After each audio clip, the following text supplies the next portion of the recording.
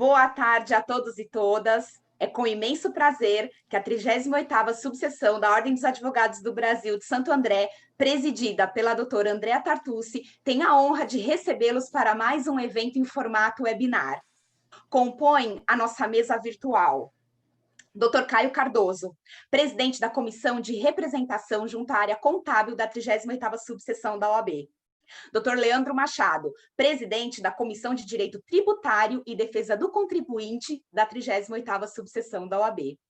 E o Dr. Tiago Buscinelli Sorrentino, palestrante da tarde. Muito obrigada pela presença. Eu passo a palavra ao Dr. Caio para suas considerações iniciais. Olá, muito boa tarde.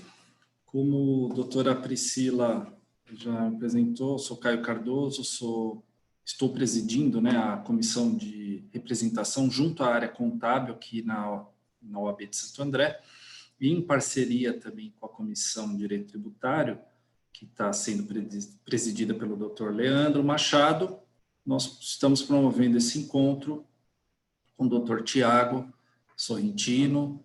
Em breve vocês terão um mini currículo do doutor.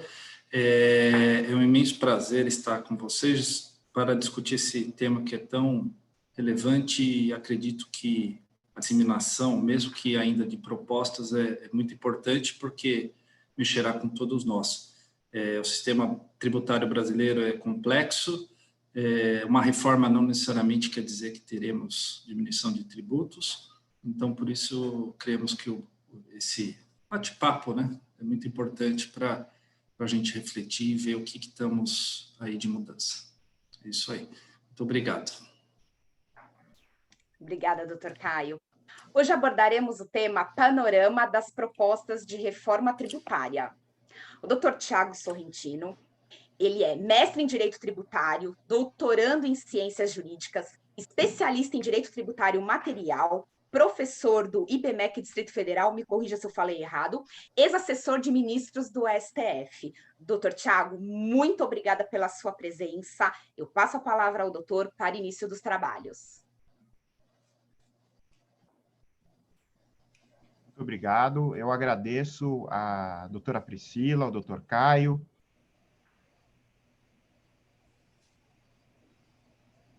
ao doutor Leandro, pelo gentil, que é a minha primeira casa como advogado, Santo André, 38ª subseção. Então, além de ser uma grande honra, é um dever com muito prazer. E hoje vamos conversar um pouco sobre as propostas de reforma tributária,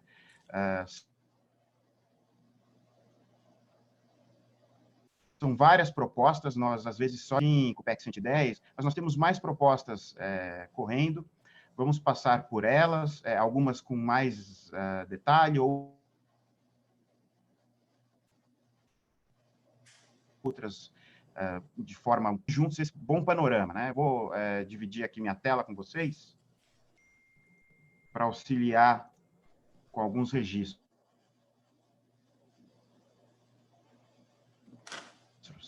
Gráficos aqui fiz.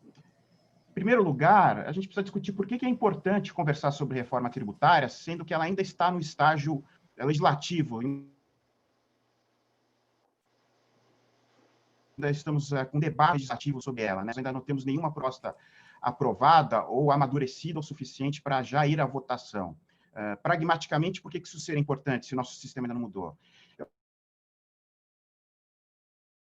Eu acho que isso é importante, entre outras razões, pelo que o PT chama de democracia reflexiva, Nós não podemos ser só agentes silentes, passivos, e observarmos debates, sejam por legisladores, sejam perante o Congresso, conversando, propondo, debatendo, apresentando suas opiniões. Como apontou o doutor Caio, isso é uma coisa que vai mudar a vida, não radicalmente. Não são alterações pontuais que estão sendo propostas. Nós temos as propostas de alterações profundas, que vão mudar, se forem aprovadas, aprovadas, né, ou como forem aprovadas, no dia a dia do profissional do direito, seja um advogado, um juiz, um advogado público, mas também dos contadores, né? E sempre que for possível juntar o direito tributário, nós vamos ter um trabalho, um resultado muito melhor, né? Aliás, direito tributário não caminha sem o apoio contábil e vice-versa. Eles estão imbricados de um modo fraternal. Na faculdade de contabilidade, nós não conseguimos enxergar o outro lado, e essa junção, essa visão total, ela é extremamente relevante. Então, eu vejo muita importância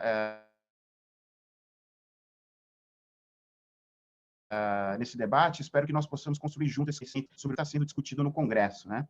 Também queria deixar à disposição, se qualquer um quiser interromper a qualquer momento, para colocar alguma questão,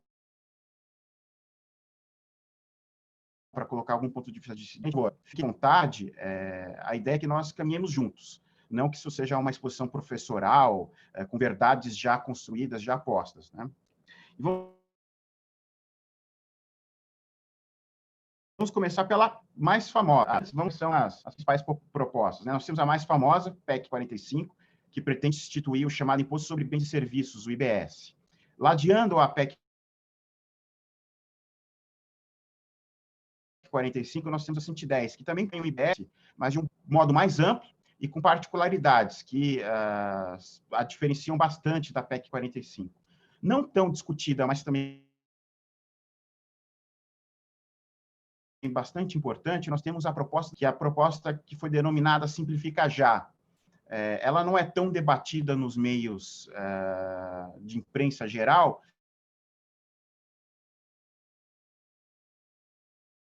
mas ela traz também mudanças relevantes para o nosso tema. E os grandes municípios têm um interesse muito grande em que ela seja aprovada ao invés de qualquer uma das PECs anteriores. Nós temos também, em tramitação,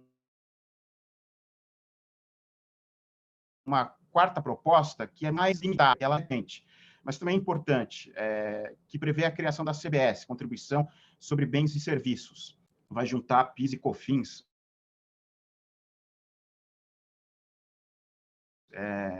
num único tributo. O IBS, na verdade, muito mais do que uma proposta autônoma, ela é um balão de ensaio para a PEC 45, para o IBS. É um balão de ensaio no sentido de que serve para testar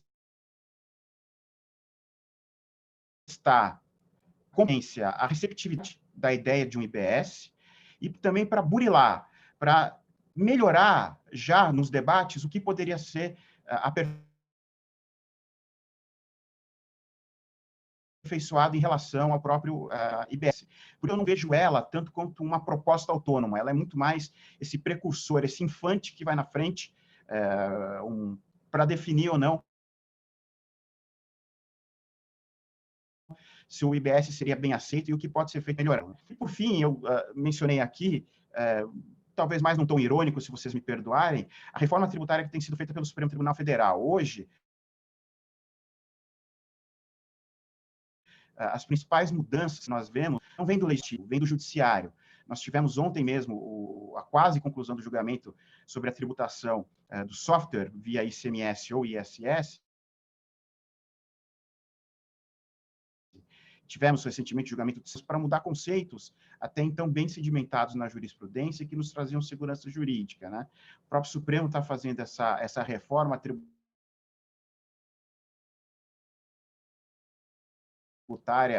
não tão sem o apoio do Poder Legislativo. Vamos começar aqui pela nossa PEC 45, proposta principal do IBS.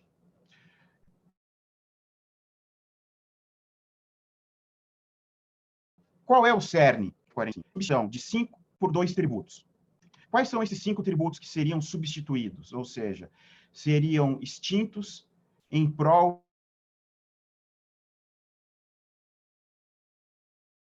do novo modelo. PI, FINS e PIS, na esfera federal. E ICMS e ISS, nas esferas distrital, estadual e municipal.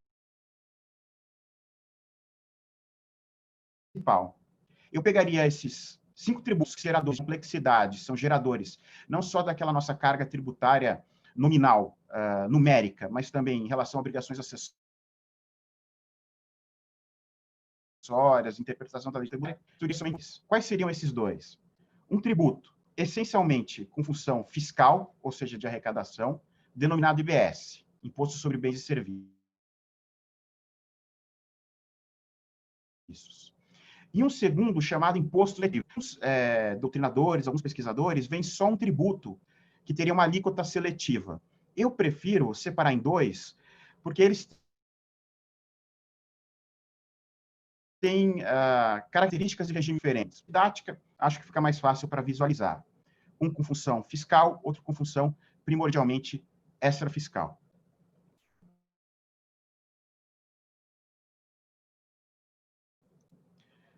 O que mais tem na nossa estrutura de competência da PEC 45? Vai ser um tributo essencialmente federal. Ele vai ser instituído por lei complementar. A instituição dele, ou seja, dos elementos da regra matriz, é primeiramente por lei, a não ser a alíquota. A alíquota vai ser definida por quem? Pelos entes pelos entes federados da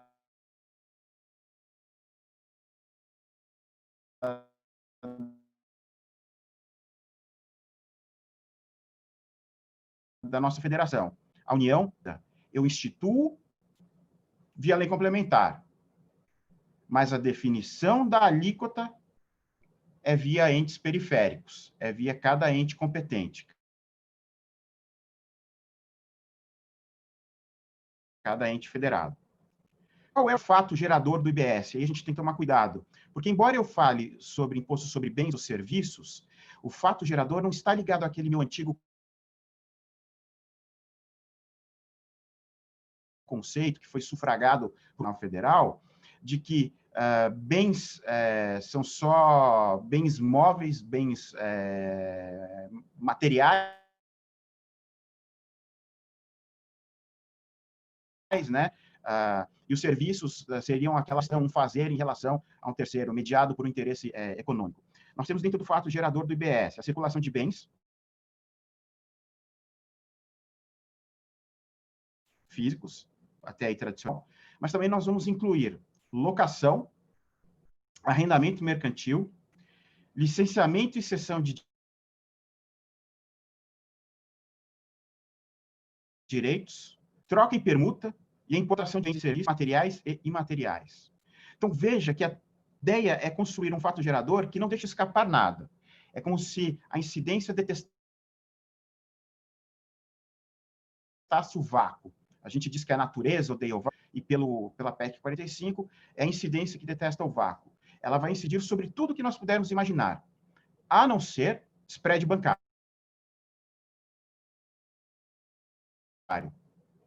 Sobre a atividade preponderante dos serviços bancários, ou seja, o que a gente normalmente chama de taxa bancária. Pagou pela Doutor Tiago.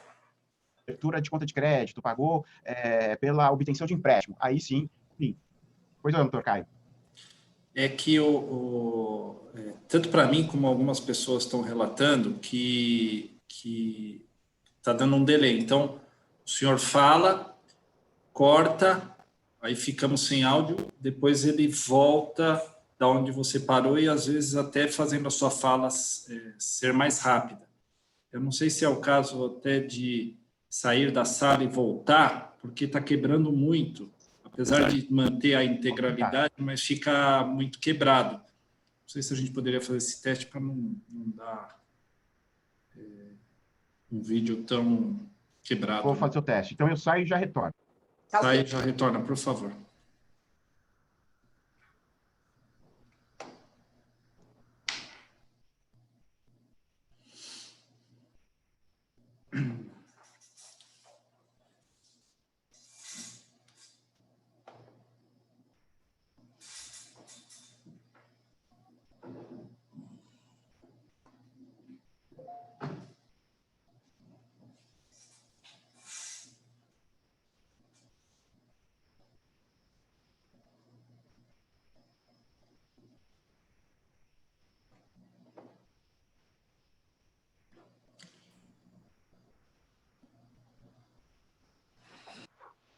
Bom, para quem está acompanhando... Será que melhorou? Palestra, Vamos fazer um teste para ver se melhorou? Parece que agora... Parece Doutor que Caio, sim. estou escutando perfeitamente. Perfeitamente? Perfeitamente. Vamos falar um pouco Eu aqui, estou no testar carro aqui. ainda. E sem corte algum, né? Sem corte algum. Para mim estava tudo certo. Tá. Que Tá? bom. Então, Parece-me que agora voltou. Vamos lá, vamos voltar sobre a PEC então acho que a gente 45, né? pode Nós seguir. estamos. Quer que eu volte? Isso, na 45.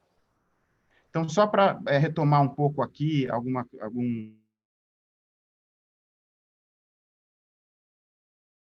pontos que talvez tenham ficado. Vamos substituir na PEC 45 5 tributos por 2. Os tributos substituídos são IPI, COFINS, PIS, ICMS e ISS. E os tributos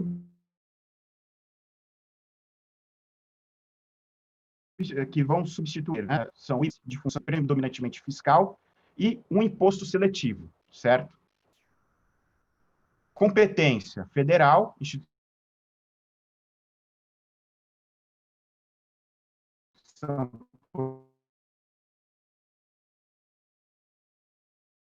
uma grande novidade. Nós não temos isso no nosso sistema atualmente. Incidência híbrida, né? É uma hipótese de incidência construída através do exercício de competências de entes diferentes. Normalmente, nós temos um único. Agora, tudo bem no áudio, certo? Posso continuar? O meu ainda está com um delayzinho. Aqui me aparece as barrinhas amarelas. Acho que amarela é quando o sinal não está tão forte. Agora, eu não sei se tem alguma coisa que a gente poderia fazer ou... O pessoal no chat está dizendo que o áudio está cortando mesmo. O áudio está cortando, né? Tá. É o que a gente estava falando nos bastidores. Brasília sendo hackeada, agora está com a internet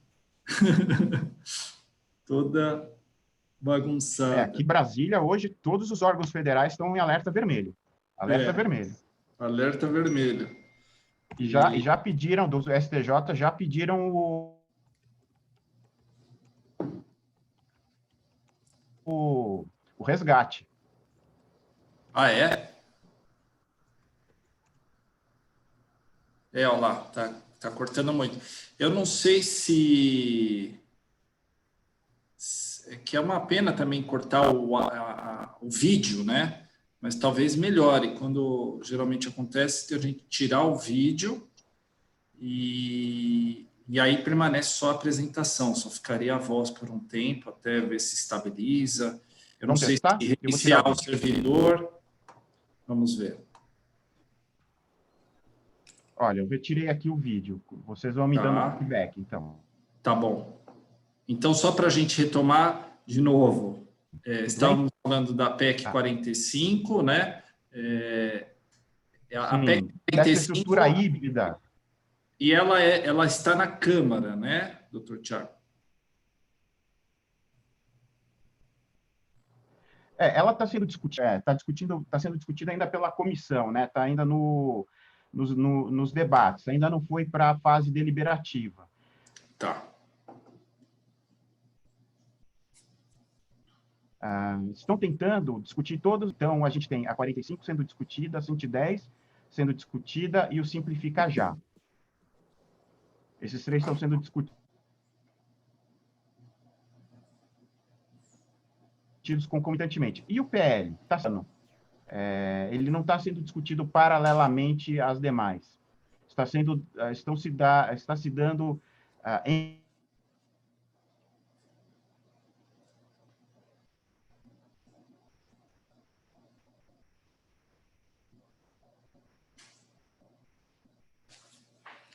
Está cortando aí? Cortou para vocês?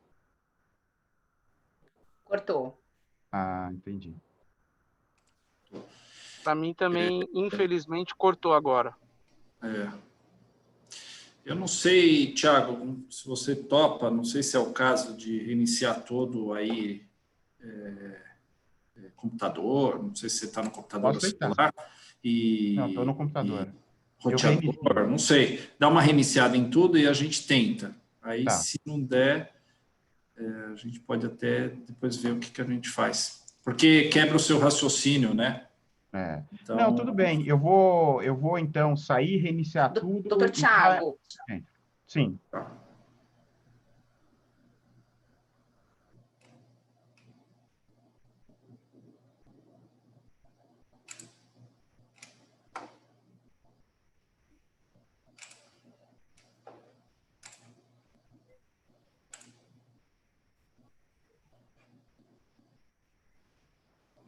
Bom, só para... Acho que o pessoal está acompanhando, né, doutora Priscila? O doutor Tiago vai reiniciar o maquinário dele lá, para a gente voltar e ver se a gente consegue fazer fluir, né? Se não der certo, eu acredito que a gente possa até marcar uma outra data, né? Infelizmente. Uhum. A minha internet aqui está parecendo que está instável também. Então, eu acredito que ele, por estar em Brasília, também está tendo problema com a internet. Eu acho. Para mim, que estou em trânsito, está normal. Eu escuto muito bem tanto a doutora Priscila como o doutor Caio.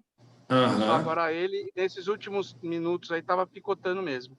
Tanto que eu fiquei aqui alerta, que ele falou que todos os órgãos de Brasília hoje estão com alerta máximo, e ele falou que já pediram o resgate lá dos dados do STJ. Isso mesmo. Aí.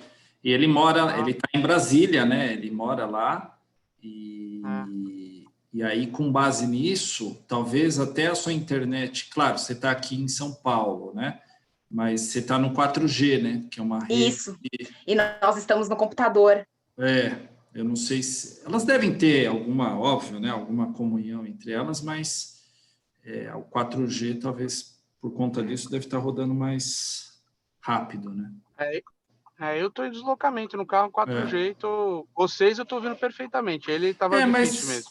O problema é com ele mesmo, porque a doutora Priscila, eu não estou, né, cortando para você? Não está. Nem o doutor Caio, nem o doutor Leandro, nem um dos dois. Então o problema é lá com ele mesmo. Tomara que essa palestra não conecte a gente aos hackers. Não tô podendo perder dados ultimamente.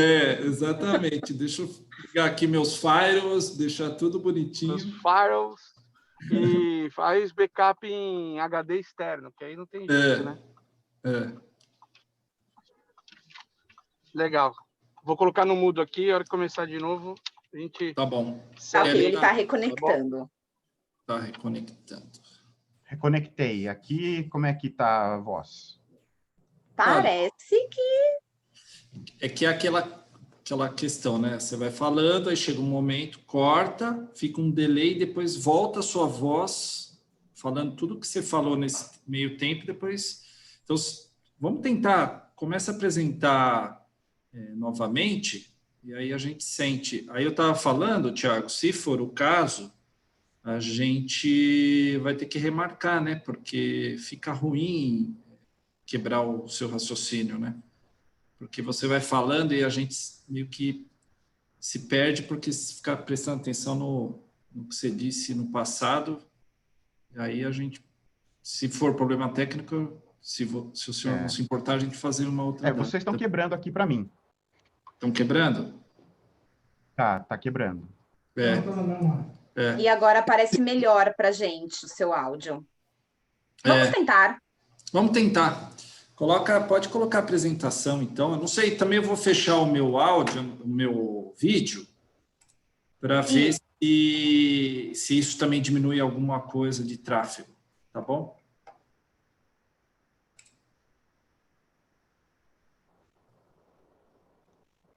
Eu vou fazer o seguinte, eu também não vou pôr o PowerPoint, eu passo o PowerPoint para vocês depois, quem quiser fazer o download, se vocês quiserem disponibilizar, talvez fique mais fácil, né? O nosso colega, o Dr. Leandro, ele falou que ele estava conectado no 4G, pelo celular, e estava boa a rede. Não sei se o 4G aí também é bacana, não sei se...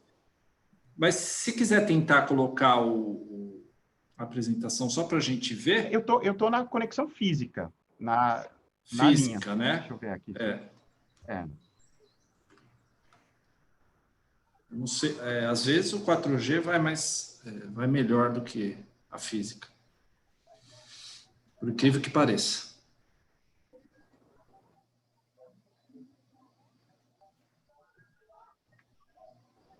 Deixa eu ver se eu troco aqui, só um segundo. Tá bom.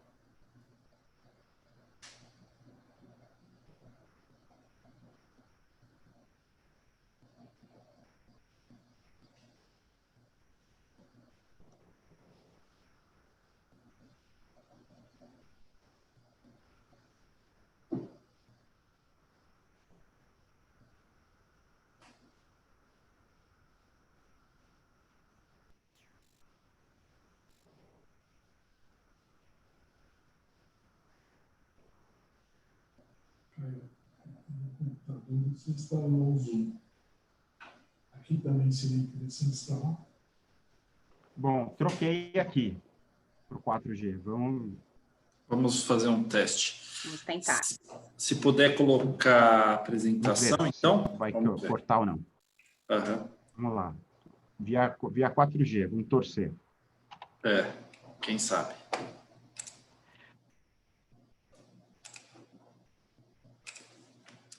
Bom, então, a gente estava na PEC 45, né? Uhum. Falando sobre o fato, tá cortando? Tá tudo bem? Parece-me que está tudo bem. Exato.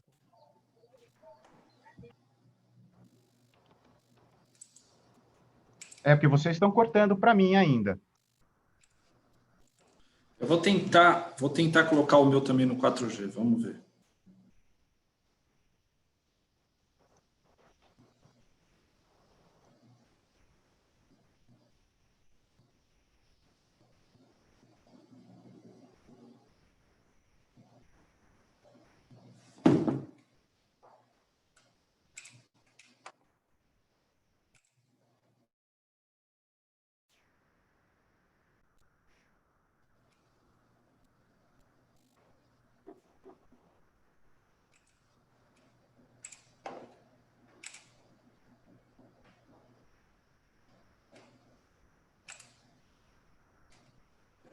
Oi, Thiago. Oi, eu estou te escutando. Eu coloquei o meu também no 4G para ver se a rede física está com problema, o que eu não acredito, mas fazendo um teste, está cortando eu falando com você? Não, agora eu estou te escutando bem, não cortou nenhuma vez. Tá, maravilha. Você quer tentar colocar a apresentação? A gente faz um teste final. Se não der, então eu acho que eu vou colocar a remarcação. Olha, eu coloquei agora a apresentação. Tá, ótimo. Bom, que é referente à PEC 45, só para retomar com os participantes, né? O fio da meada aqui. Isso. Bom, vamos lá, vamos testar. E a gente estava falando, então, do fato gerador, que o nome do tributo, ele é enganador, ele nos engana. Porque a ideia é que só incide sobre bens e serviços, e o bem e serviço naquele conceito antigo do Supremo, da jurisprudência do fim social, da jurisprudência da COFINS. E, na verdade, o fato é amplíssimo.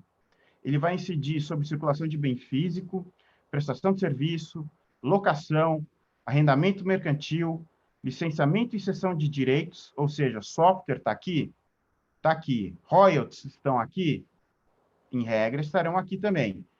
Troca e permuta, importação de bens e serviços, materiais e imateriais. Ou seja, ele incide sobre praticamente tudo. Sobre o que ele não vai incidir? Sobre spread bancário. O spread bancário, que hoje é tributado por COFINS e PIS, não vai mais fazer parte do IBS, da tributação. Tudo bem? E esse é o primeiro ponto que nós temos que ficar atentos, porque o que estão propondo, na verdade, é uma ampliação da incidência que até o Supremo tem feito de modo paulatino com a sua jurisprudência. Está sacramentando nessa sessão, que vai ser continuada na semana que vem, sobre a tributação do software, né? Ampliação da possibilidade de incidência no caso do ISS. Mas o que acaba acontecendo no nosso caso concreto? Finalmente, nós vamos ter um tributo que vai incidir sobre tudo. Tudo que você puder imaginar está dentro desse nosso fato gerador. O que prevê também a PEC 45? Que a concessão de benefícios fiscais está proibida. Não é mais possível conceder benefício fiscal. A ideia é acabar com a guerra fiscal, ou seja, com aquilo que os entes federados fazem para atrair investimentos para suas próprias regiões, para seus próprios territórios. Se um benefício fiscal for instituído, ele imediatamente será considerado inválido, inconstitucional, perante o modelo da PEC 45. Alíquota. Cada ente vai fixar sua própria alíquota. A somatória das alíquotas, União, Estado, Distrito Federal, municípios, vai ser aplicada para a sua operação. Existe uma alíquota de referência que vai ser estabelecida pela União, que é para substituir o IPI, a COFINS e o PIS. Veja que aí a gente já tem um primeiro problema sobre a simplificação. Não tem uniformidade geográfica. Como cada um pode estabelecer sua própria alíquota para fazer frente às suas necessidades de caixa, os mais de 5.500 municípios podem estabelecer uma alíquota diferente? Podem. 27 estados do Distrito Federal podem estabelecer sua própria alíquota? Também podem. Ou seja, existe uma simplificação, mas não é uma simplificação total, não é uma simplificação concreta. Eu ainda vou ter a possibilidade de complexidade a partir dessas alíquotas. Vou ter que saber qual que é a alíquota do município de Natividade da Serra?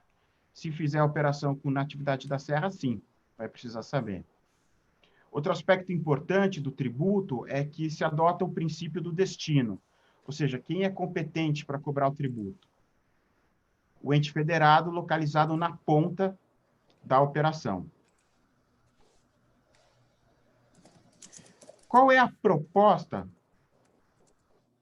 do CECIF, que é o órgão privado que está por detrás dessa proposta, para você chegar numa alíquota para esse tributo? Eles fizeram aqui uma decomposição da alíquota de 25%, que seria necessário para cobrir a maior parte das destinações que nós temos hoje. Então, por exemplo, para a parcela dos estados, substituindo o ICMS, total de 13,8%, porque 2,58% iria para a educação, 1,24% para a saúde, 6,51% seria a parcela livre, né?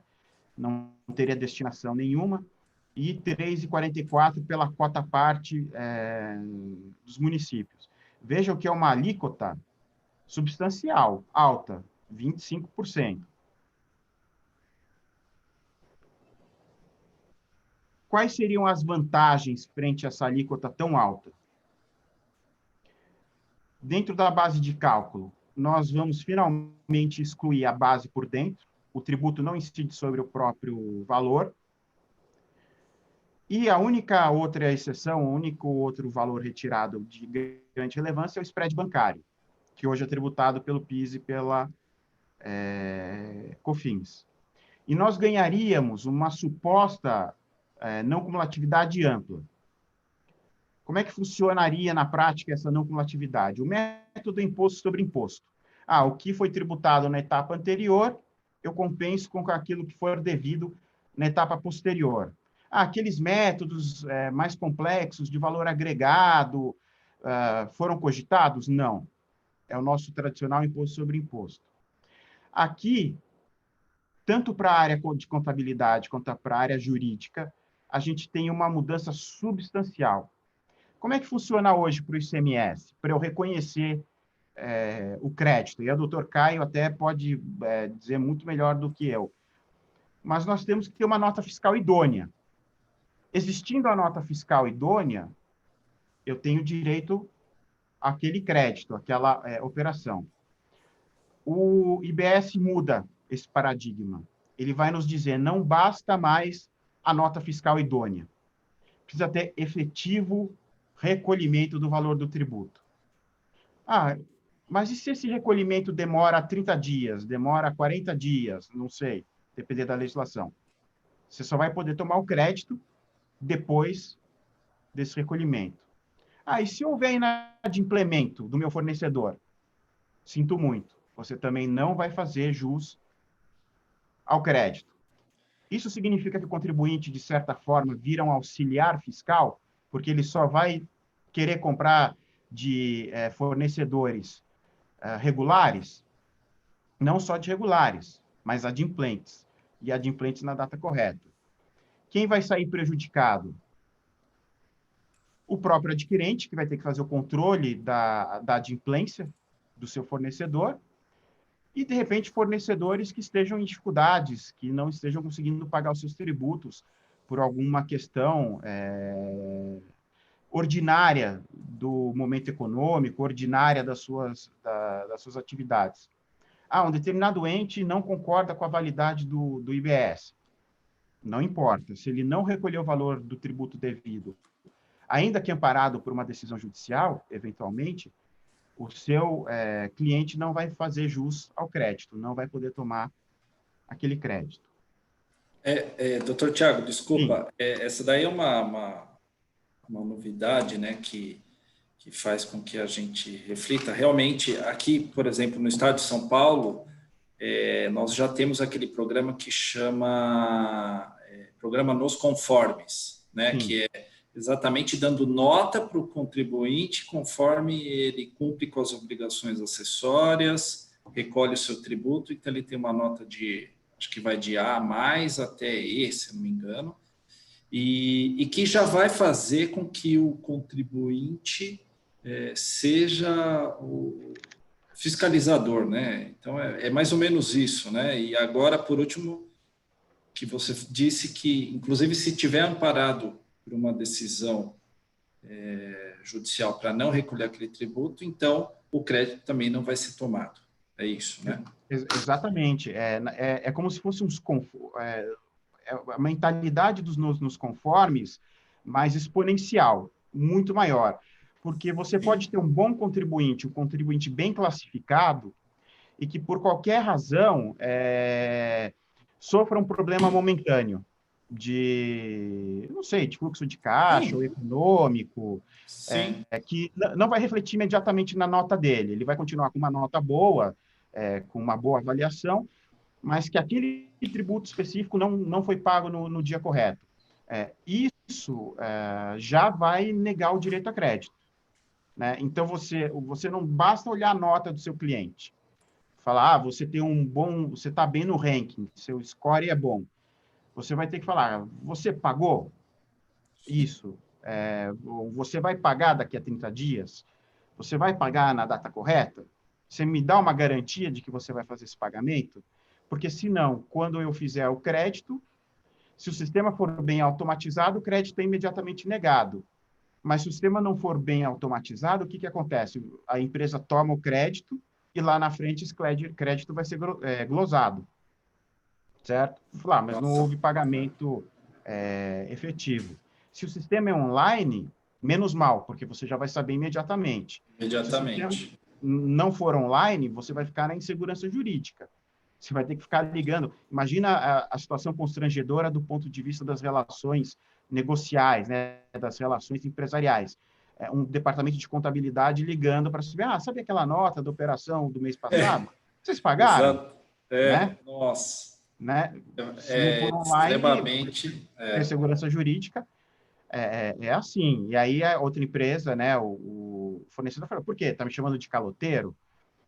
Parece que são questões laterais, mas, na verdade, o direito tributário deveria servir às atividades econômicas, e não ao contrário, né?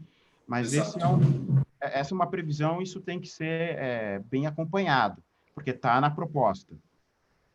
A amplitude do crédito vai ser o crédito financeiro, finalmente, né? Aquela luta para que o crédito tivesse a máxima amplitude, finalmente foi aceita e incorporada num projeto. Mas a gente tem que tomar cuidado com o seguinte, ele é amplo para o processo industrial, não é amplo para prestação de serviços. Por exemplo, remuneração. Dá direito ao crédito? Não vai dar. Por quê? Porque o método é imposto sobre imposto. Se eu não pago, se não, ele não incide diretamente sobre a remuneração, eu não tenho direito de tomar esse crédito. É daí que vem aquela observação que tem sido muito repetida de que a carga tributária para os prestadores de serviço vai aumentar. E, embora o governo não abra os cálculos, entidades como a CNC já fizeram cálculos subsidiários, né, cálculos de apoio, e viram que haverá aumento sim. E bens e serviços destinados aos sócios, como já é hoje, não dariam direito a crédito. Né? A Ferrari que o sócio comprou em nome da pessoa jurídica, não vai dar direito a crédito. Qual é a promessa do sistema? Que eu tenha restituição de saldos credores em até 180 dias. Né? A lei prevê 180 dias? Não, ela prevê um prazo menor. Só que prevê até 180 dias, que seria o prazo máximo. Se, por exemplo, a entidade de fiscalização, né, o fisco, entende que o crédito não é idôneo, ele pode demorar até 180 dias para verificar se aquele crédito é correto ou não no seu entendimento. Vejam a discrepância, né? Eu preciso ter um efetivo recolhimento do valor do tributo, mas o meu crédito eu espero até 180 dias para que me seja reconhecido no caso de saldo credor. E, doutor Tiago, só aproveitando, já que estamos só nesse assunto, hoje a gente sabe, tem aquela questão do ICMS, que o não recolhimento dele se tornou crime, né? Hoje a gente tem uma decisão aí falando disso. Nesse projeto prevê algo do gênero também, ou não, só essa questão? Não tem nenhuma previsão de índole penal, de criminalização do mero inadimplemento. Porém, o mesmo raciocínio que o Supremo e o STJ tiveram seria aplicável para esse tributo. A grande questão, que não foi definida, é o quanto tempo de inadimplemento você teria que ter para caracterizar a contumácia. Né? Mas como seria um tributo sobre valor agregado, ou mais próximo que a gente tem de valor agregado, sobre consumo, em que você tem o repasse do ônus da carga tributária para a fase seguinte da cadeia, e essa fase seguinte funciona como contribuinte de fato, é o mesmo modelo decisório do ICMS. Então, passaria assim. Eu vi até uma decisão recente em que se considerou que bastava 3 meses de inadimplemento para você já ter a caracterização da contumácia. Fazendo também aqui um pequeno desvio, nós temos hoje 3 projetos no Congresso debatendo esse tema de contumácia, né? Um para descriminalizar e 2 para definirem o que seria a contumácia, para cobrir essa subjetividade, né? Subjetividade, cobrir essa ausência, né? Essa incerteza que foi causada pela decisão. Os projetos estão caminhando, nenhum deles ainda tem previsão de ser votado, mas é algo que a gente acompanha também muito próximo, né? Com bastante proximidade. É algo que assusta bastante, né? O que esse projeto prevê, também como algo positivo? Devolução direta. Existe a possibilidade de devolução direta de parte da arrecadação aos consumidores de baixa renda. Mais ou menos como a gente tem hoje na nota fiscal, nas diversas notas fiscais, né? Nota fiscal paulista, nota fiscal candanga, aqui no Distrito Federal, só que seria voltado para consumidores de baixa renda. Não para todos, só para os de baixa renda. Sobre o imposto seletivo, sua função extrafiscal, a primordial deles, né? E a ideia é que ele incida sobre aquilo que a gente chama de vício, né? Do tabaco, bebidas alcoólicas, jogos. Hoje nós não temos no Brasil, mas se eventualmente for aprovado a volta dos jogos de azar, também sobre os jogos de azar. qual que é o principal problema do imposto seletivo? Teoricamente, ele replica a mesma complexidade do IPI. Não sei se algum dos colegas, por exemplo, trabalha com a tributação de bebidas hoje, que você tem uma discrepância entre bebidas destiladas e bebidas fermentadas. O método de tributação, as cargas tributárias são diferentes. Existe um risco do imposto seletivo trazer esses mesmos vícios. Eu quero uniformidade, eu quero harmonização. Mas com imposto seletivo, não tenho mais. Cada ente pode estabelecer o que entender mais adequado e a União chega e diz, olha, para bebida destilada, o recolhimento é antecipado e ainda com alíquota maior. Para fermentados, não, como é o regime hoje, né? Existe uma preocupação muito grande do setor que essa complexidade seja replicada na Constituição e não só na legislação de regência. Como é que vai funcionar a transição? A proposta é que você tenha 2 anos de teste, a alíquota de 2%. E depois, mais 8 anos, a razão sugerida de 1/8. Dentro desses 8 anos, os entes podem modificar as alíquotas dos tributos substituídos. Então, imaginem, nós vamos, por 10 anos, viver com 2 sistemas. O sistema substituído e o sistema substituto. E os entes federados continuam com a competência máxima no sistema substituído. Podem mudar as alíquotas? Podem tranquilamente. Ou seja, pagaríamos do jeito que está, para poder ter esse teste por 2 anos com a alíquota de 2%, a gente recolheria o IBS e, concomitante a isso, ainda quem, por exemplo, for de lucro presumido, real, PIS e COFINS, tudo normal, né? Seria Tudo normal, tudo normal. Entregando tudo, né? Os SPEDs, fazendo tudo. Sim, não, sem alteração. Quando você acompanha os debates lá no Congresso, você tem uma promessa.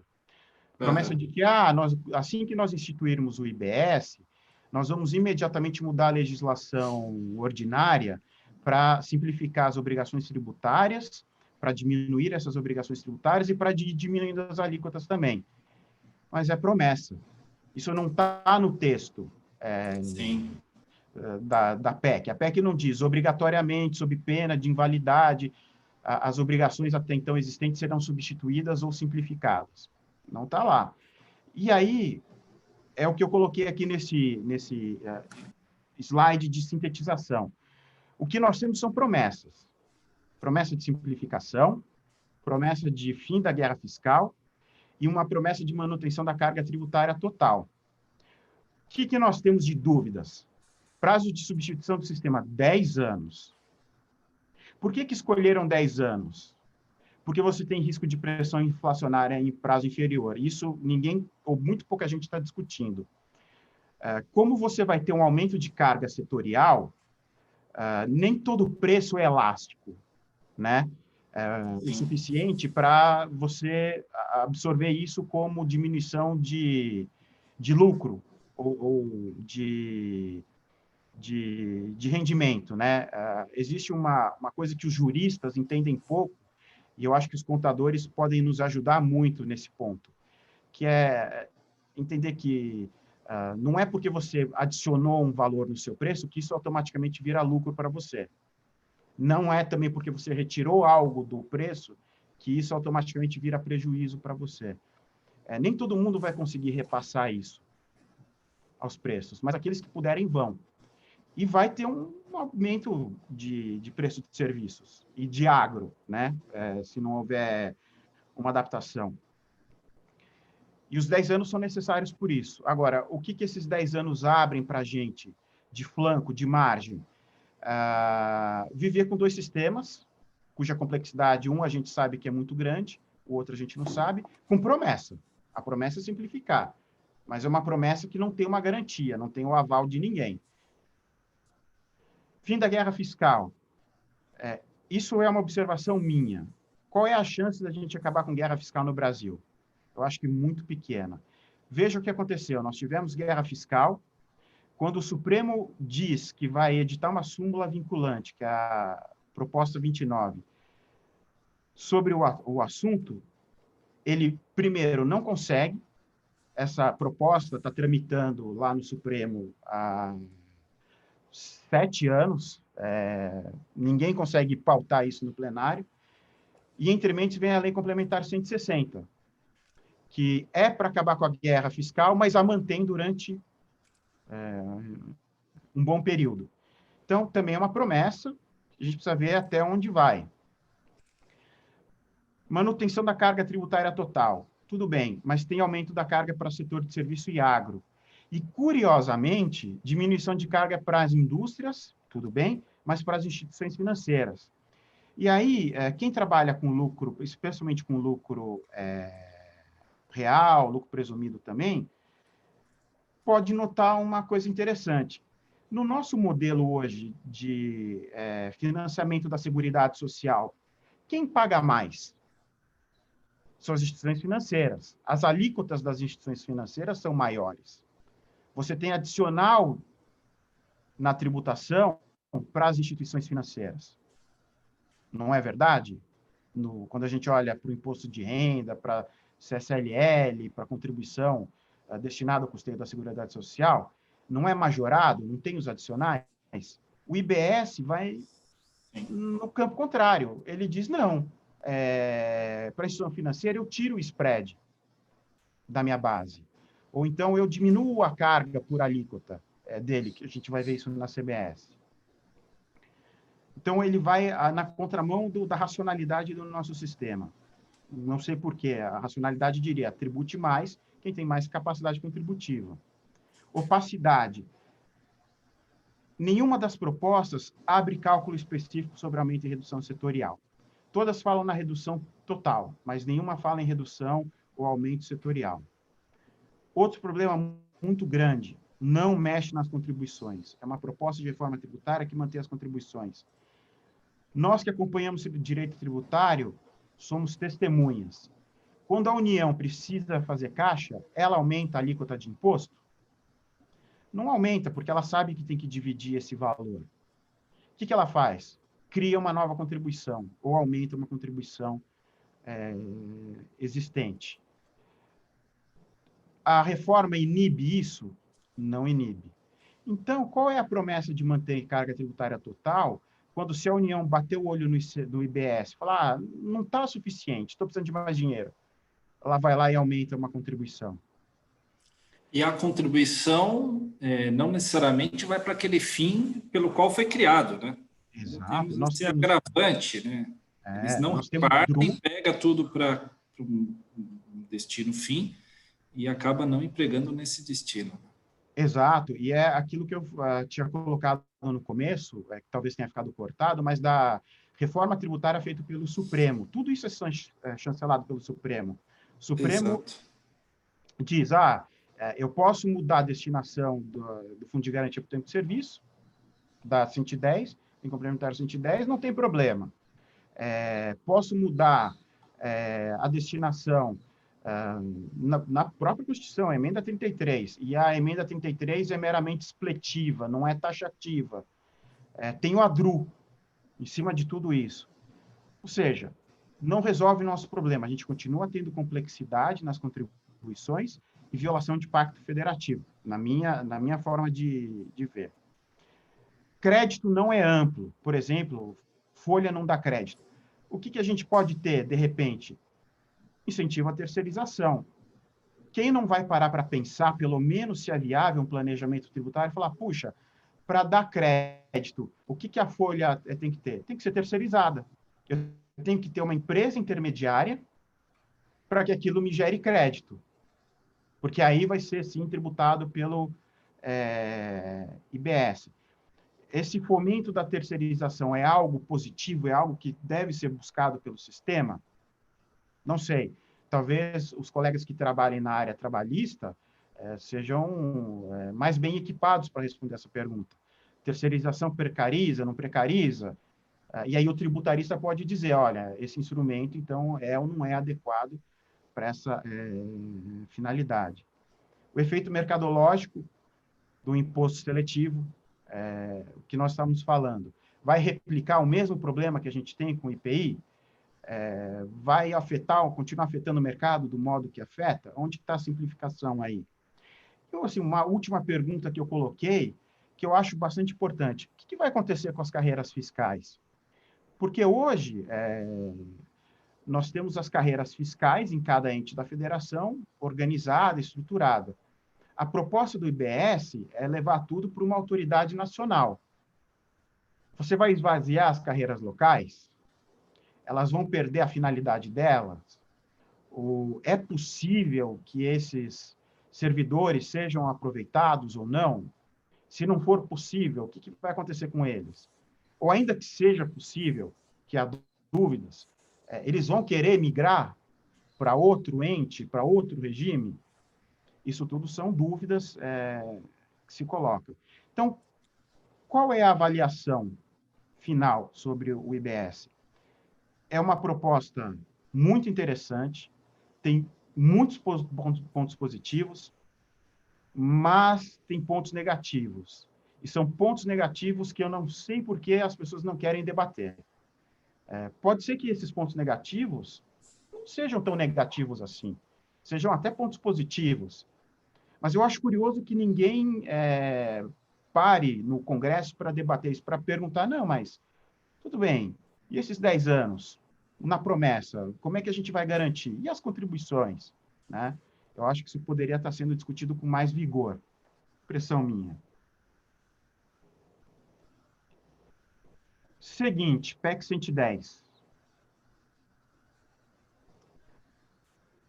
Na exposição da PEC 110, eu só vou destacar o que ela é diferente em relação à 45, porque a 110, ela repete muito da 45 de um modo maior, de um modo ampliado, e começa pela quantidade de tributos substituídos. Na 110, a gente substitui IPI, COFINS, PIS, PASEP, que não está previsto na anterior, ICMS, ISS, IOF, que também não estava na anterior, CID Combustíveis e Salário Educação. Ou seja, é mais ampla, melhor, embora não abarque as contribuições de um modo geral, mas pelo menos a combustíveis e o salário educação estão abarcadas.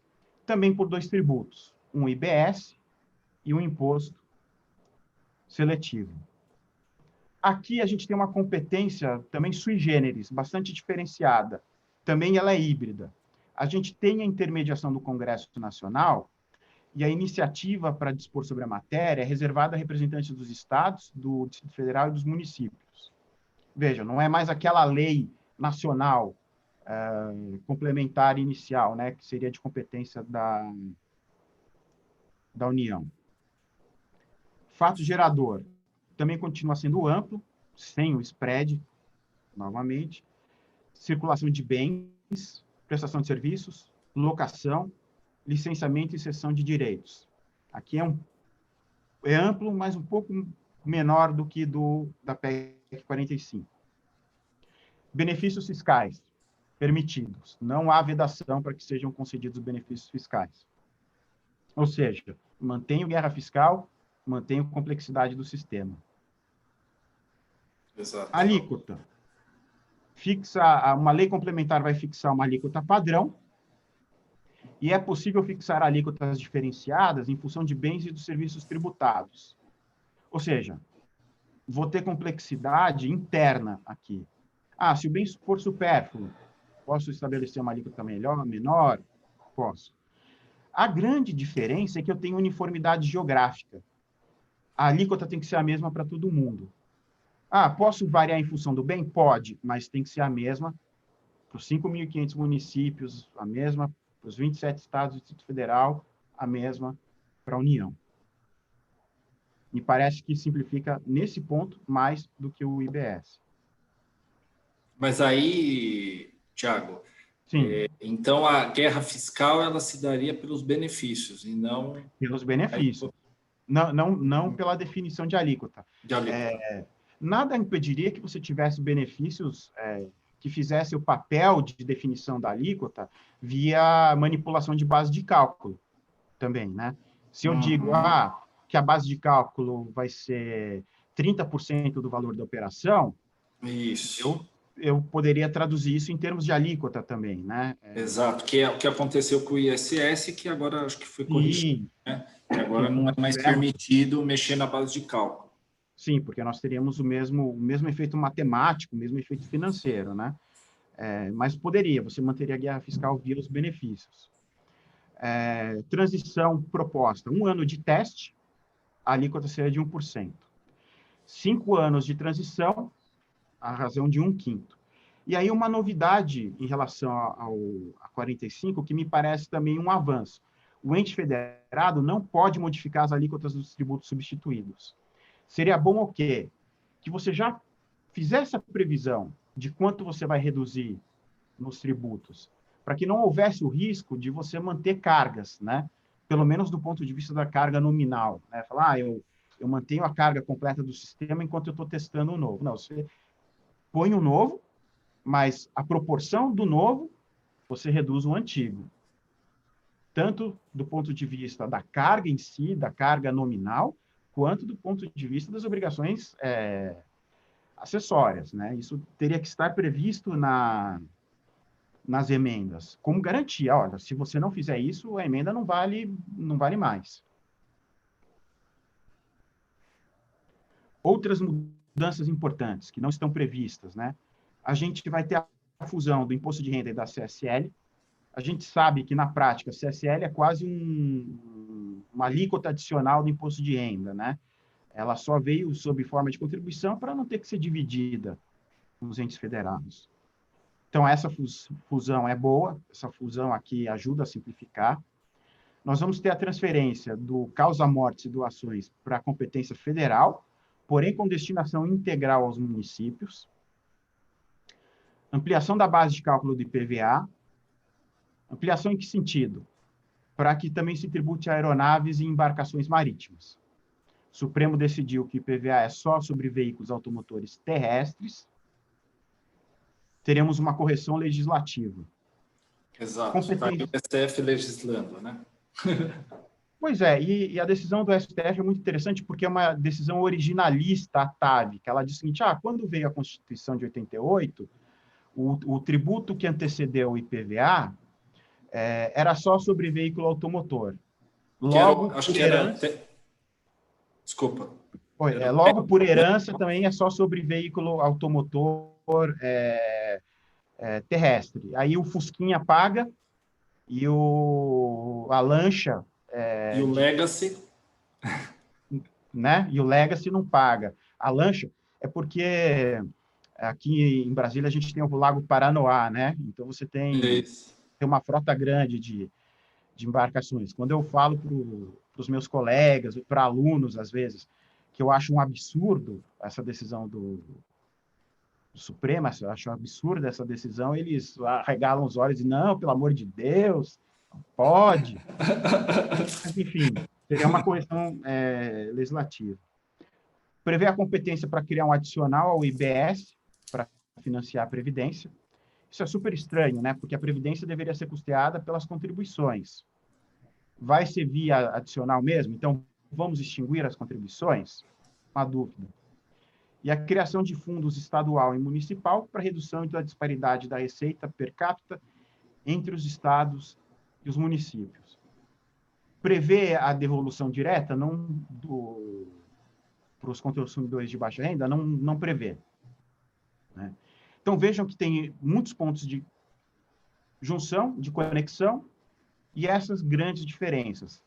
Será que o Congresso vai fazer uma amálgama das duas?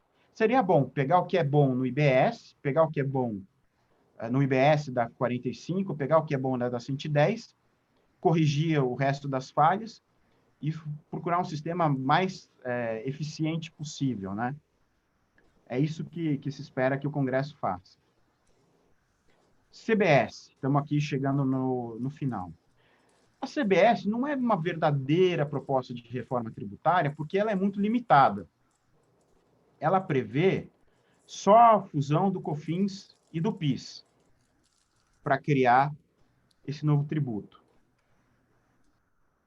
cuja alíquota seria de 12% em termos gerais, 5,8% para as instituições financeiras, seguradoras e planos de saúde, ou seja, de novo, tem uma escolha clara, assim, uma preferência clara por diminuir a carga tributária das instituições financeiras. Isso está patente no projeto. Mantém regime monofásico para alguns produtos, principalmente aqueles de ampla capilaridade e que também se relacionam aos costumes, né, aos vícios, como cigarros.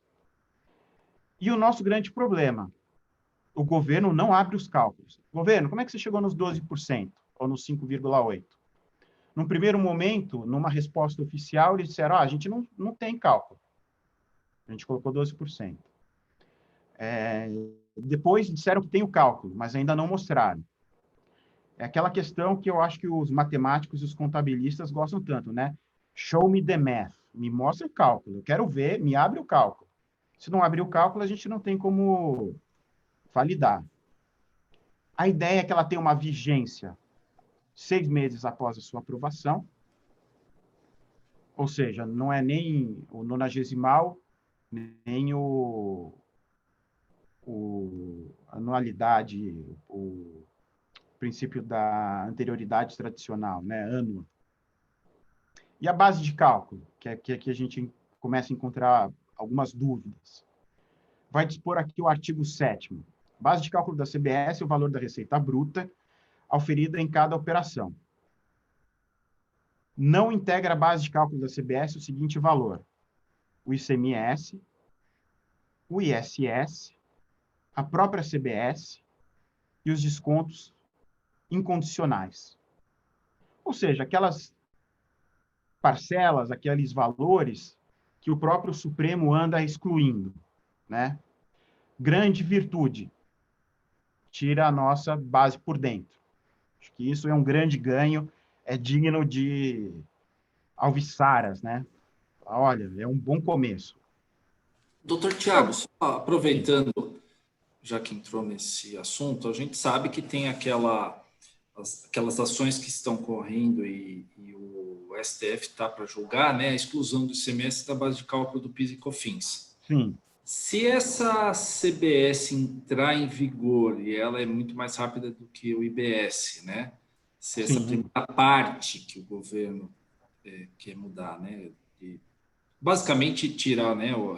Juntar PIS e COFINS. Se eu tiver um crédito que eu não consegui aproveitar no período em que ainda esteja valendo PIS e COFINS normal, vamos falar assim, anterior, entrar CBS, tem alguma previsão? Como que ficaria isso, será? Então, isso está sendo debatido. Está sendo debatido? Isso está sendo debatido. Existe uma pressão muito grande para que você não fique com créditos acumulados, né?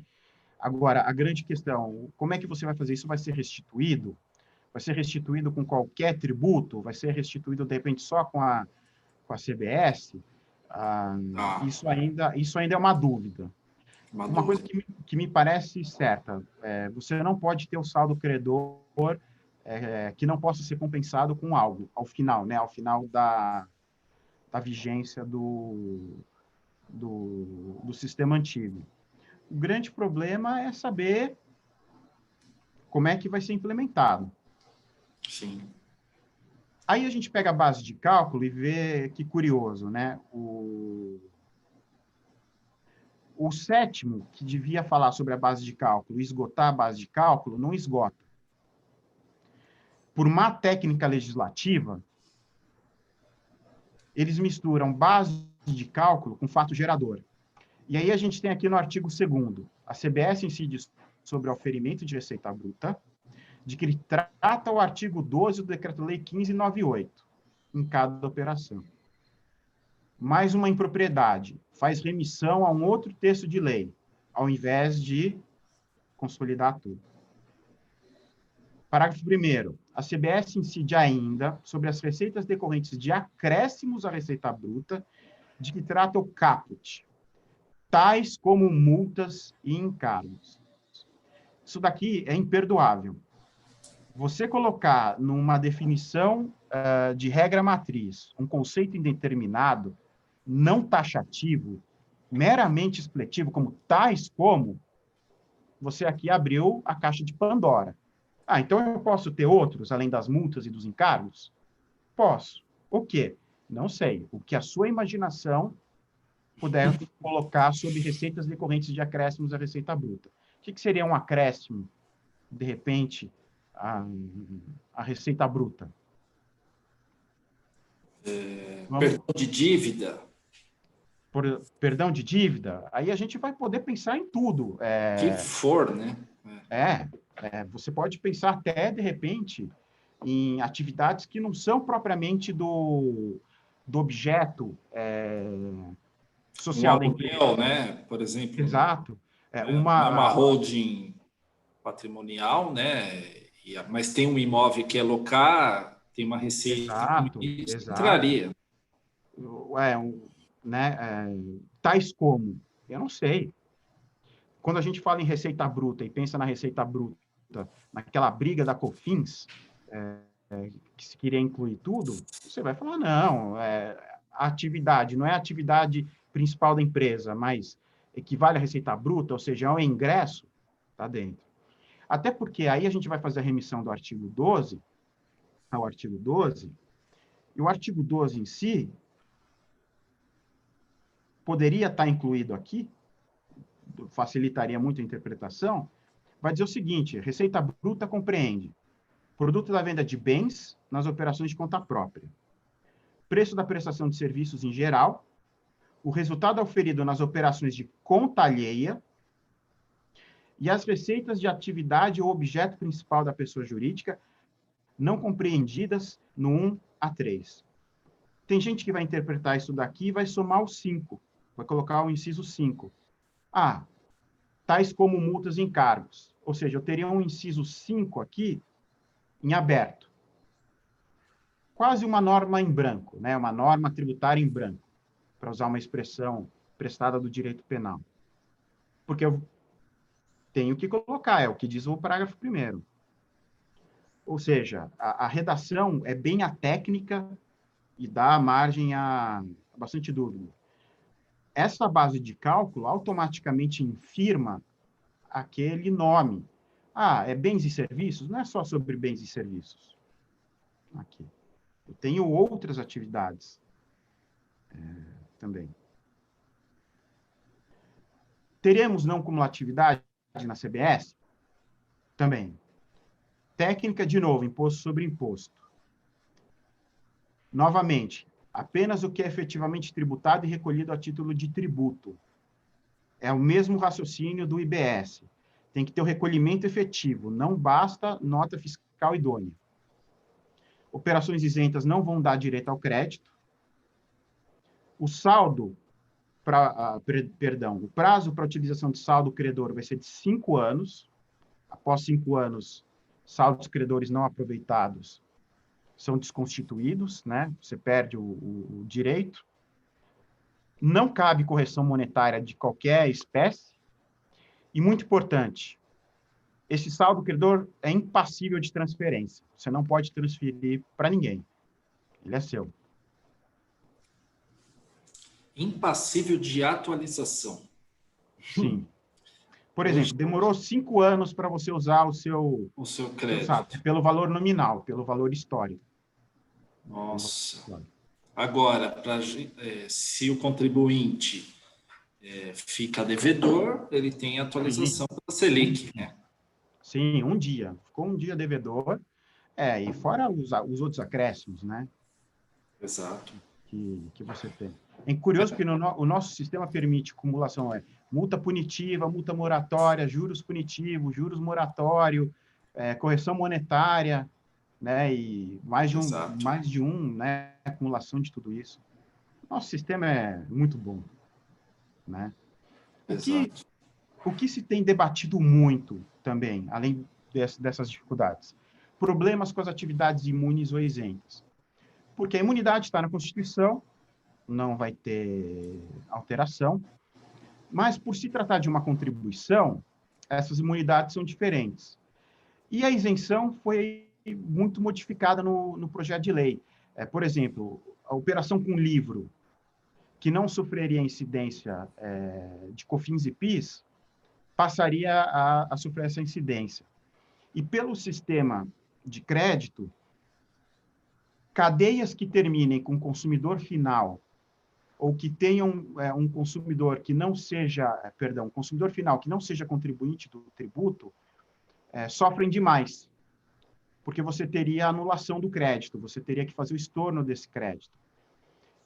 Então, imagina o exemplo de um hospital filantrópico. O hospital filantrópico continua imune? Continua. Tem a previsão de isenção? Também tem previsão de isenção.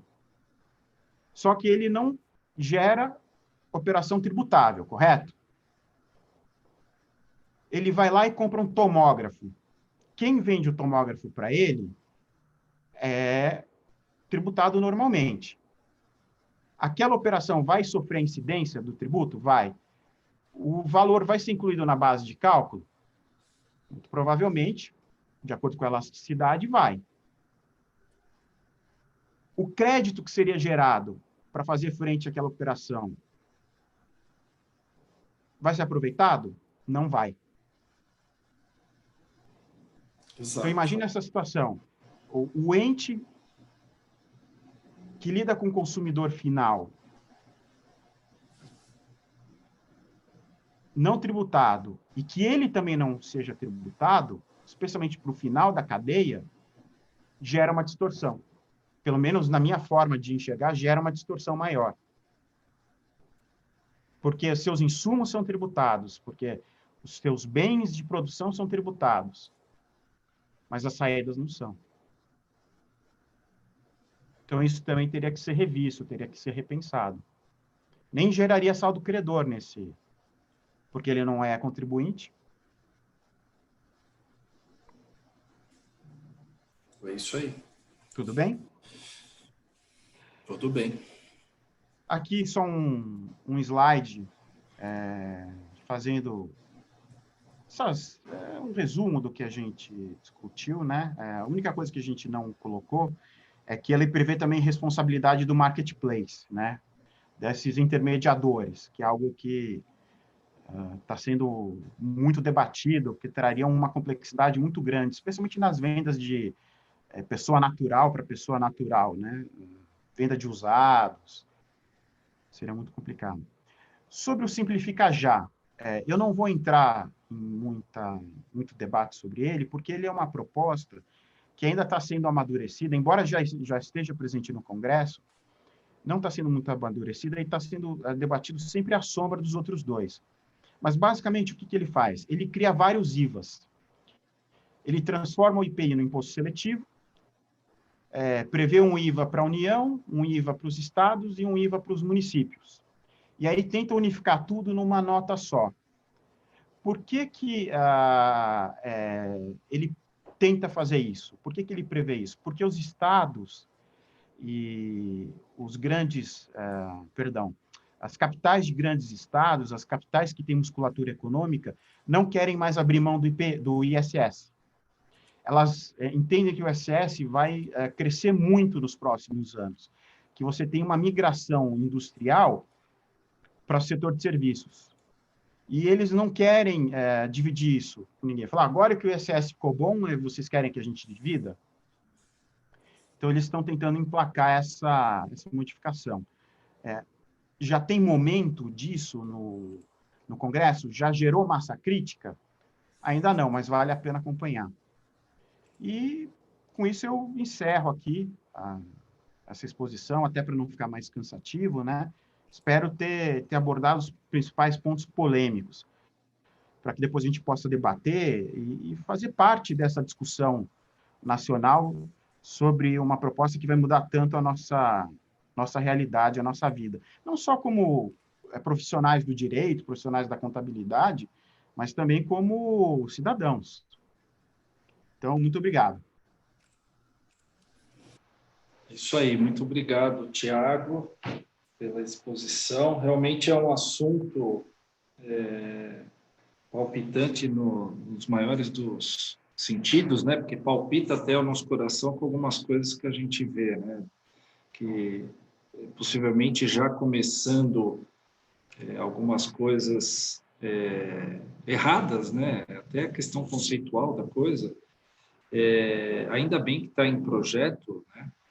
As PECs são propostas de emenda constitucional. Tem um projeto de lei do governo, acredito que seja projeto de lei, uma vez que só está falando agora da PIS e COFINS, então acho que por essa razão não se mexe na Constituição. E o do Simplifica Já, ele tem algum projeto, alguma coisa, ou é meramente bastidores, ou um estudo que foi enviado ao Legislativo?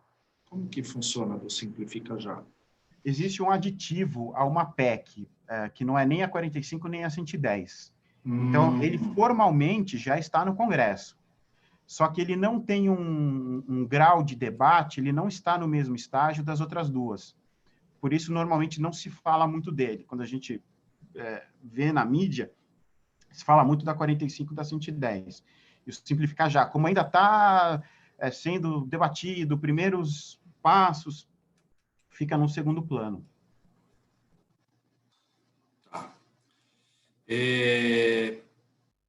Eu gostaria de falar uma questão, e também eu não sei, Priscila, nosso tempo, mas eu acho que se alguém tiver alguma pergunta, né, poder mandar no chat, e eu vou até tomar a liberdade de fazer às vezes. Tiago, a questão aí, né, com essas reformas, o IBS sendo, não sei se eu posso falar assim, uma espécie de IVA, né, que é esse valor agregado, no qual você vai tomar crédito da etapa anterior e aí só pagar isso sobre a diferença, né? Nesse caso, como que fica a questão das empresas do Simples Nacional? Porque hoje a gente sabe que eles não podem tomar crédito e também o crédito que é permitido pela alíquota do tributo respectivo que seja não cumulativo, exemplo, o ICMS, só uma pequena parcela, né? E aí, complementando a pergunta, em relação ao do Simples, esse controle, né? Que além do controle documental, a empresa vai ter que ter uma governança muito forte para poder fazer toda essa verificação se o seu fornecedor pagou tributo, enfim.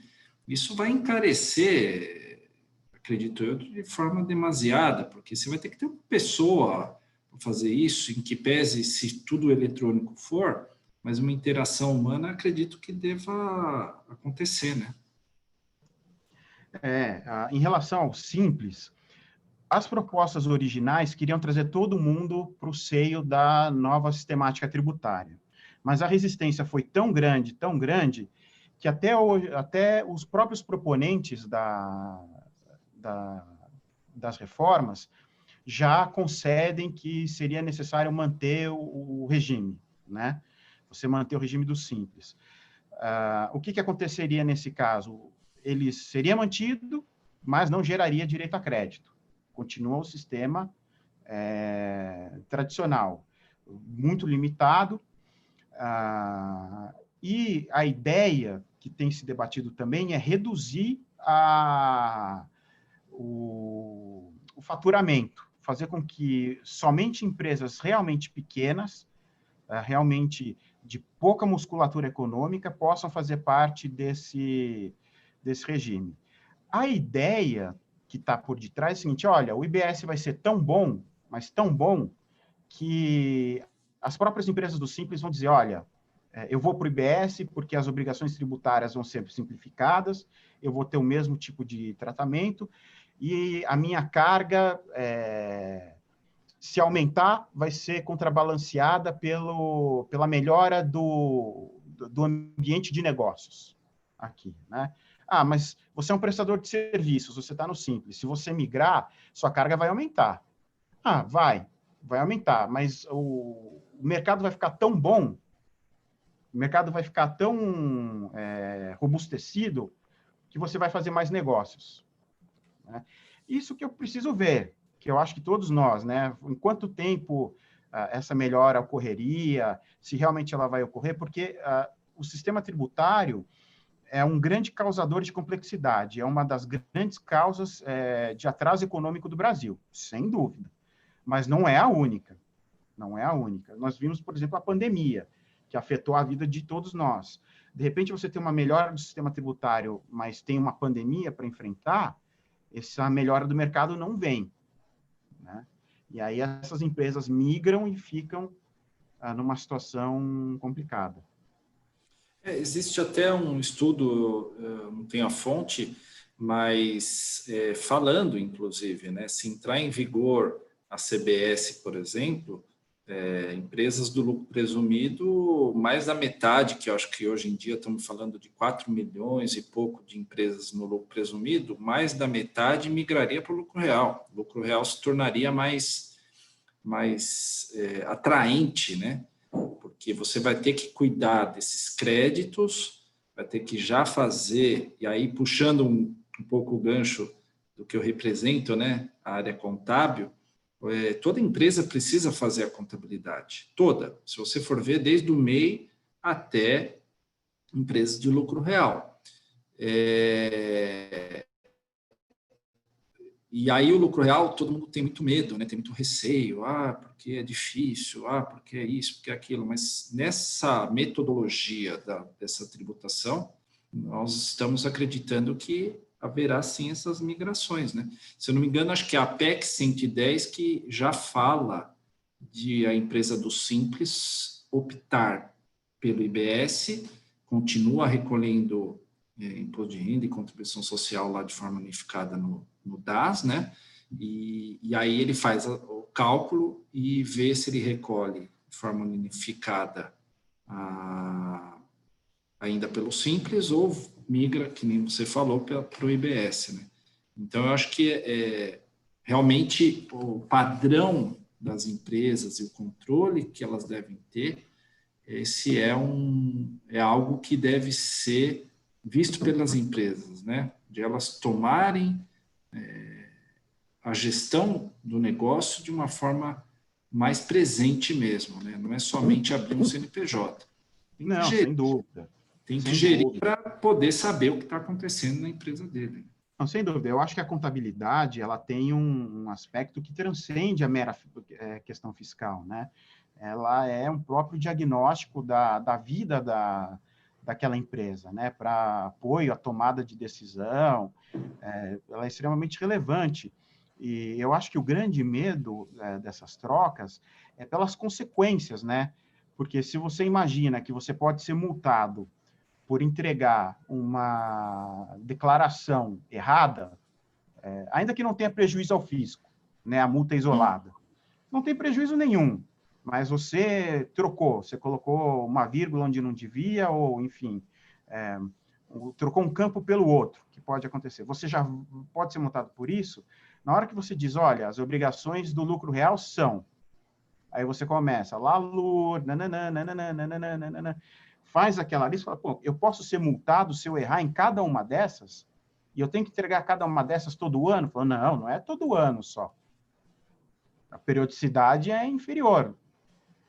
Se o sistema trouxer essa segurança de falar, olha, não são mais essa pletora de obrigações acessórias, você não precisa mais temer, você vai ter poucas obrigações acessórias e, eventualmente, um erro nela não vai te causar um prejuízo tão grande, tudo bem. Aí vai incentivar ainda mais. Senão, você vai criar um incentivo, porque vai ser necessário, a empresa do Simples vai falar, eu quero vender e eu quero gerar crédito, porque quem compra de mim faz questão de ter direito a crédito. Mas, por outro lado, não facilitar essa gestão das obrigações acessórias, até para o profissional de contabilidade, você corre um risco muito grande de você criar sistemas em que você não consiga conciliar, né? A empresa pequena quer um bom contador, mas para ter um bom contador, ela precisa ter musculatura econômica também, para fazer frente a isso. Eu já vi gente oferecendo serviço contábil por R$ 89,00. Sem querer desmerecer, mas você para e pensa, né? Será que dá por isso você acompanhar? Não sei, até peço desculpas se estiver ofendendo. Não. Mas assim, o que eu quero demonstrar é isso. A complexidade precisa ser adequada à prestação do serviço e à musculatura econômica da pessoa jurídica, para não, se de repente, falar, tudo bem, então a pessoa jurídica vai pegar um contador que cobra R$10. Pronto, estou no lucro real. E aí você vai prestar um serviço de má qualidade. Sim, sem dúvida alguma. É algo que deixa muitas dúvidas para nós, né? Agora, uma pergunta. Uma vez que você tem estudado, né? Porque é dinâmico, essas propostas, existe um modelo que você acredita ser o ideal? Dessas três principais, a PEC 45, a 110 e essa primeira fase, vamos falar assim, do governo, existe alguma que o doutor Tiago acha que seria o modelo ideal, e aí até acompanhando, não sei se tem esse conhecimento, do que ocorre lá fora, né? Uma vez que a gente vê que aqui no Brasil o consumo e a produção ela é muito tributada, né? Se eu não me engano, mais de 50% da tributação vem sobre bens e consumo, enquanto que sobre renda e patrimônio, a tributação nossa é muito baixa, né? Aí você pega países como a França, Japão, a França você tem uma tributação sobre renda patrimônio na casa de 60%, no Japão 55%, Chile aqui do lado 25%. A gente pega a nossa alíquota de TCMD, hoje no estado de São Paulo, falando daqui, é 4%, né? É muito baixa. E o problema todo é que na tributação sobre bens e consumo, você acaba penalizando os mais pobres, né? Que é aquela questão do Robin Hood e as avessas. O mais pobre paga mais. Aquele que ganha ainda até 2 salários mínimos, ele é extremamente tributado e tem que trabalhar lá os seus 190 e poucos dias do ano para pagar o tributo, que é descontado dele, né? Exato. Essa observação é bastante precisa. O que acaba acontecendo? Você tem o problema na tributação sobre o consumo, né? Fora o problema das contribuições. E a ideia é resolver isso, só que nenhuma dessas propostas é perfeita. Nenhuma delas ataca toda essa problemática de auxiliar efetivamente quem está no final da ponta. Eu acho que, de todas, a PEC 45 é a melhor. Ela tem excelentes princípios, tem assim, fundamentos muito sólidos, mas ela precisa ser mais transparente e precisa ser burilada, precisa ser mais bem adaptada para a nossa realidade. Verificar realmente se vale a pena fazer esse deslocamento da carga tributária das instituições financeiras para o setor de serviços, que é o que parece que está se desenhando, se realmente não é melhor equalizar, fazer com que os serviços tenham uma tributação diferenciada não no sentido de paternalista, de segurar pela mão, mas reconhecer as diferenças. Atividade industrial, atividade financeira, tem peculiaridades que não tangem a parte de serviços. E nós sabemos que a parte de serviços, inclusive, é aquela que está mais próxima, né, do cidadão. É aquela que está costuma estar no finalzinho das cadeias produtivas. Mas, então, Exato. Se eu tivesse que escolher uma só, eu escolheria a 45, mas não escolheria a 45 do jeito que ela está. Eu faria sugestões, colocaria propostas, mas a gente tem que reconhecer, ela tem ótimos fundamentos, parte de excelentes princípios. Ok. Bom, doutora Priscila, temos alguma questão? Acho que tinha uma questão que que até acho que o doutor Leandro havia passado, que era essa questão dos créditos, mas eu acho que o doutor Tiago já respondeu no meio, aquela questão das ações, né, as ações em curso, né, e que gerem crédito, depois ter o trânsito julgado já em vigor com a reforma posta, o que aconteceria, mas acho que isso, o próprio ordenamento aí traria o que pode ser feito, né? Acho que é isso. Muitas felicitações aqui no chat, o pessoal dizendo que foi muito boa palestra. Doutor Tiago, eu ia pedir para o doutor abrir sua câmera. Aí. Tomara que a não internet caia, estabilizou. Né? O hacker saiu aqui de casa. Eu ia fazer um pedido. A gentileza do doutor forneceu o material da palestra. Não, com certeza. Eu encaminho, aí vocês fiquem à disposição para transmitir, colocar em site, enfim, encaminhar para os interessados. A partir do mês que vem, essa palestra vai estar disponível no YouTube da OAB Santo André. Eu gostaria de abrir a palavra para o doutor Caio para as suas considerações finais. Bom, eu queria, para encerrar, no início a gente teve alguns probleminhas técnicos, mas acho que depois ficou para trás, né? A gente conseguiu dar andamento nesse webinar, que também foi conjugado com algum bate-papo, algumas trocas de ideia. O tema, ele realmente é o que eu falei, muito palpitante, mexe com todos os contribuintes, né, e as pessoas sabem do que está havendo. Então, o nosso propósito aqui foi realmente provocar essa discussão para que ideias e verificações de fato do que estão colocando em projetos, que implica isso no nosso dia a dia e na nossa feitura do trabalho de impostos, né, de apuração de impostos, contribuições, taxas, enfim, tudo isso que nos envolve. Gostaria de agradecer o Tiago, além de excelente profissional e o qual admiro muito, também é um amigo, parceiro, a gente se fala às vezes e eu acho que isso faz com que eu me sinta à vontade até para convidar para um próximo evento, a gente poder discutir mais algumas coisas, né? E com isso seguir aqui, eu só tenho a agradecer. Muito obrigado. E após essa pandemia, doutor Tiago, fica o convite, doutor, retornar à sua casa andreense, será muito bem-vindo, fizemos reforma, a casa está modificada, então aguardo sua presença conosco aqui após essa pandemia. Sem dúvida, sem dúvida. Muito obrigada pela sua presença, obrigada por ter aceito o nosso convite. A 38ª Subseção da Ordem dos Advogados do Brasil de Santo André agradece a presença de todos, em especial do nosso palestrante, Dr. Tiago. Muito obrigada e uma boa noite a todos.